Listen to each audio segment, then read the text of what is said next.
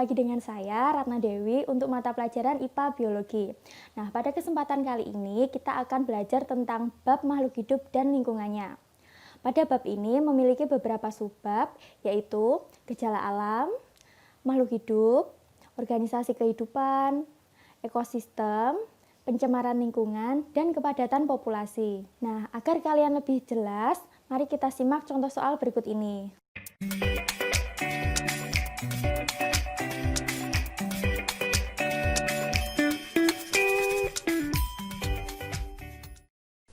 IPA Biologi bab gejala alam.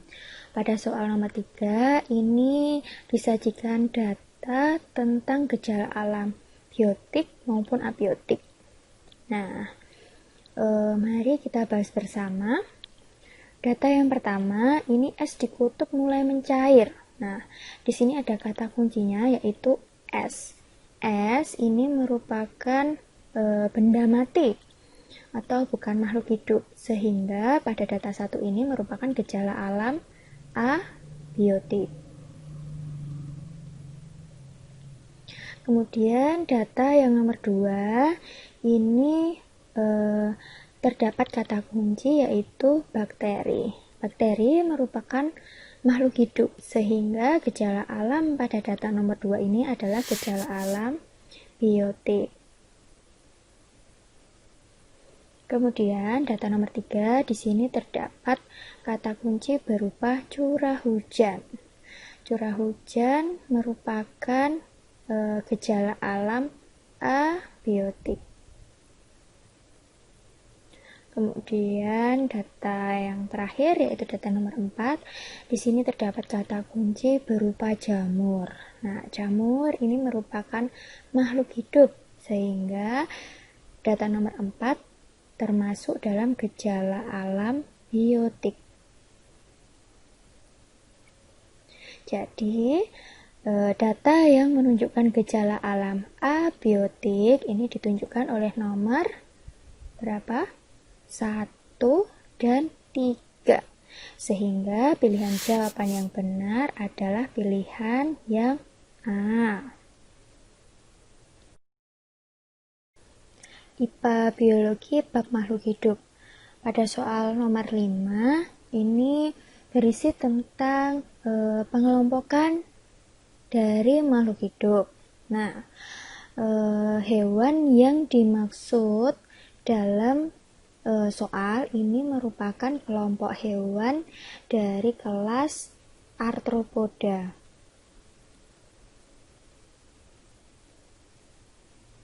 Masih ingat anggota dari kelas Arthropoda?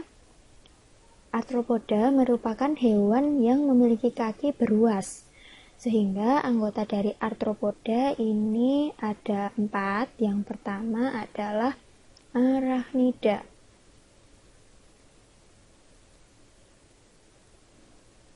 Kemudian ada krustase.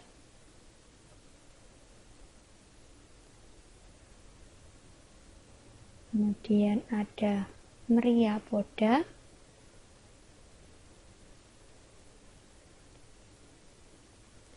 Dan juga ada insekta. Nah, salah satu ciri khusus yang membedakan keempat anggota dari Arthropoda ini adalah jumlah kakinya. Nah, Arachnida ini adalah kelompok laba-laba, sehingga Arachnida memiliki kaki yang berjumlah 4 pasang. Kemudian krustase ini merupakan kelompok kepiting, udang, dan juga lobster, sehingga jumlah kakinya terdiri dari 5 pasang.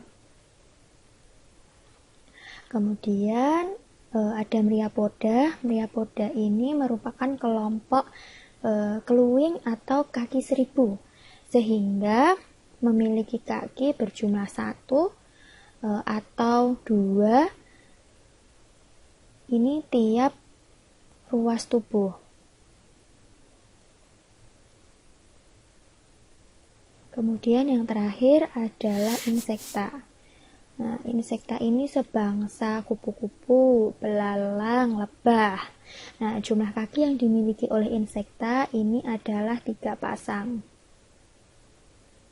Nah, pada soal ini terdapat beberapa ciri tentang makhluk hidup, khususnya adalah hewan.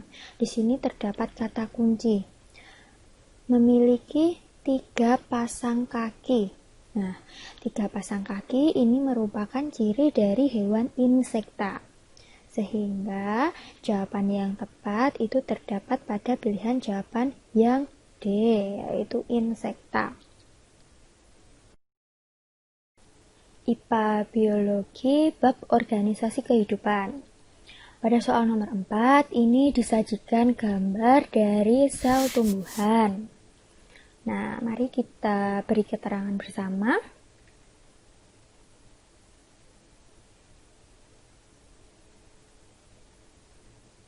Pada nomor 1. Nomor 1 ya, nomor 1 ini. Nah, ini merupakan dinding sel.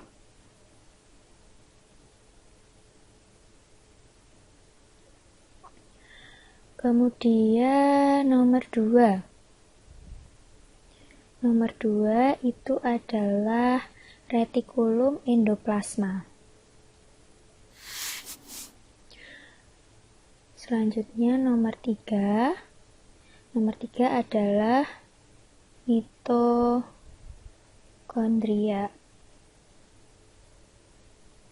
Dan nomor 4 ini. Nomor 4 ini adalah vakuola. Kemudian yang nomor 5. Nomor 5 ini adalah ribosom. Mari kita beri fungsinya. Dinding sel ini berfungsi untuk memberi bentuk pada sel. Selain itu juga berfungsi untuk mengatur transportasi.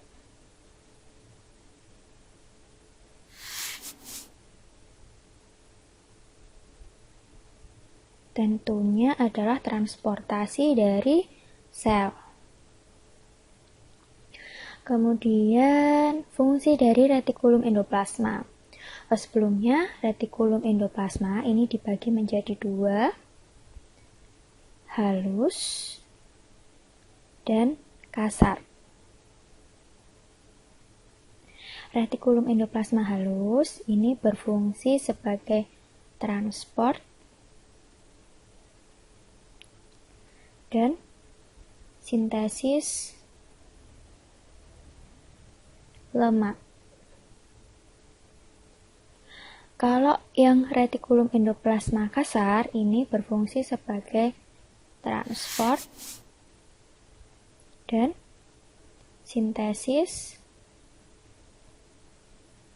protein. Kemudian mitokondria. Mitokondria ini berfungsi untuk respirasi sel. Sedangkan vakuola berfungsi untuk menyimpan cadangan makanan. Dan yang terakhir ribosom. Ribosom berfungsi untuk sintesis protein. Nah, yang ditanyakan adalah fungsi dari organel yang berlabel 1 dan organel yang berlabel 3. Maka jawaban yang benar itu terdapat pada pilihan jawaban yang B. Karena organel 1 adalah dinding sel, berfungsi sebagai mengatur transportasi antar sel, dan nomor 3 adalah mitokondria, ini yang berfungsi untuk mengatur respirasi sel. IPA Biologi bab ekosistem. Pada soal nomor 4 ini ditanyakan jenis interaksi yang terjadi antara kijang dengan harimau. Mari kita analisis pilihan jawaban yang ada. Pada pilihan jawaban yang A, ini terjadi hubungan simbiosis. Ini salah ya, karena kijang dan harimau itu tidak terjadi hubungan yang saling ketergantungan. Kemudian pilihan yang B, ini antibiosis, di mana kijang hidupnya dihambat oleh harimau, ini juga salah. Kemudian yang C, kompetisi, di mana terjadi persaingan dalam mendapatkan makanan, ini salah ya. Kijang ini termasuk dalam kelompok herbivora. Herbivora merupakan kelompok hewan yang memakan tumbuh-tumbuhan. Sedangkan harimau ini merupakan kelompok hewan karnivora. Karnivora merupakan hewan pemakan daging. Jadi jenis makanannya aja sudah berbeda. Sehingga pilihan yang C ini salah. Jadi pilihan yang benar ini adalah pilihan jawaban yang D. Hubungan yang terjadi antara kijang dan harimau adalah hubungan predasi, di mana kijang ini menjadi sumber energi bagi harimau. Kijang berperan sebagai mangsa dan harimau berperan sebagai pemangsa. Hubungan antara mangsa dan pemangsa ini disebut dengan predasi.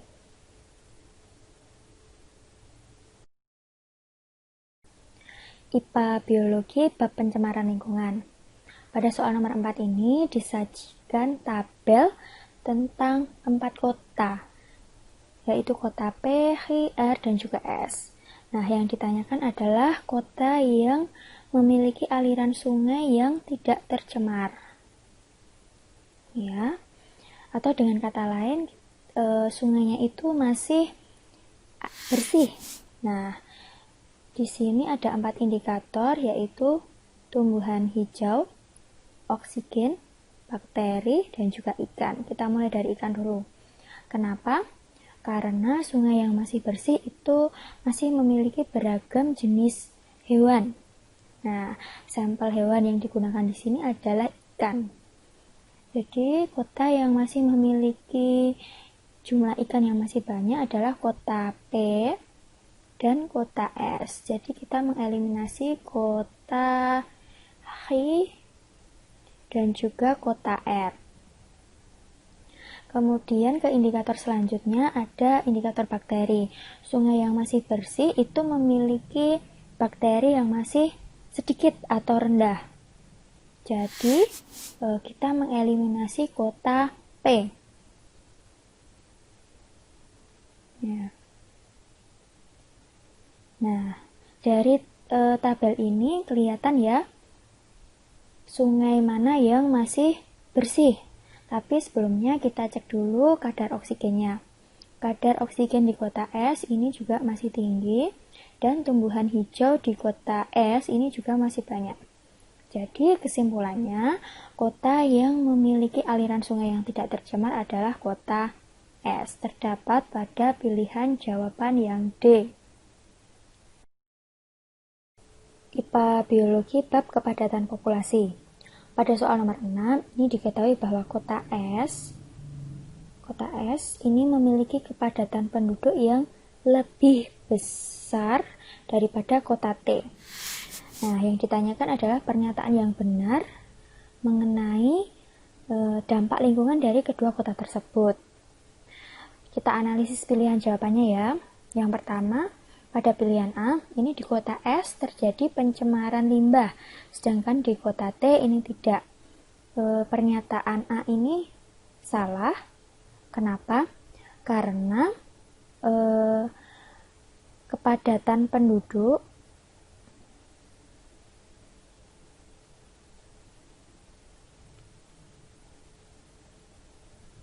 di kota S ini lebih besar daripada kota T, bukan berarti di kota T ini tidak terjadi pencemaran. Namun, pencemaran limbah di kota S itu lebih besar daripada pencemaran limbah di kota T. Kemudian, pilihan jawaban yang B, ini penularan penyakit di kota T lebih cepat daripada di kota S. Ini juga salah. Kenapa? Harusnya penularan penyakit di kota S, bukan T ya, itu lebih cepat daripada penularan penyakit di kota T. Nah, jadi ini tuh kebalik. Kemudian, pilihan jawaban yang C ini sama dengan pilihan jawaban yang A, karena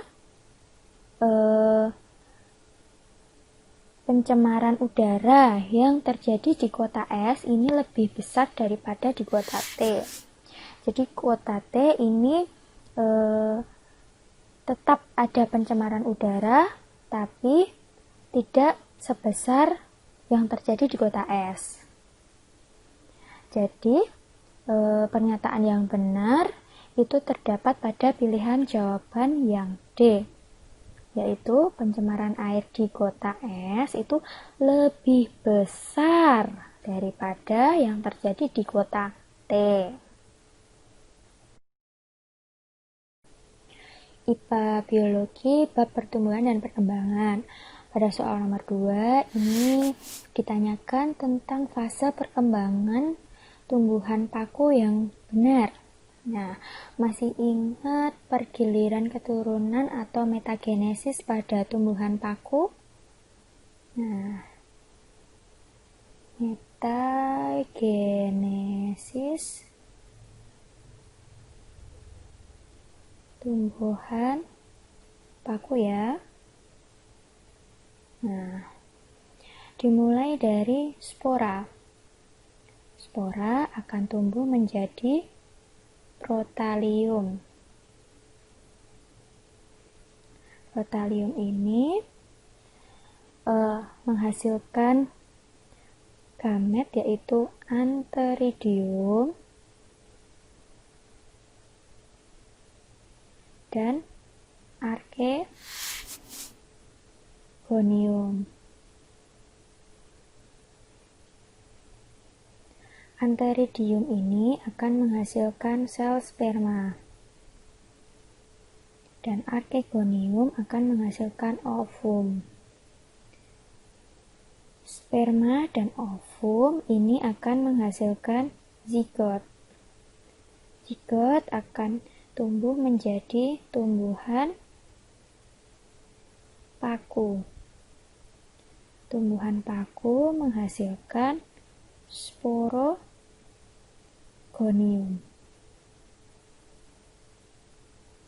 Di dalam sporogonium ini terdapat sporangium.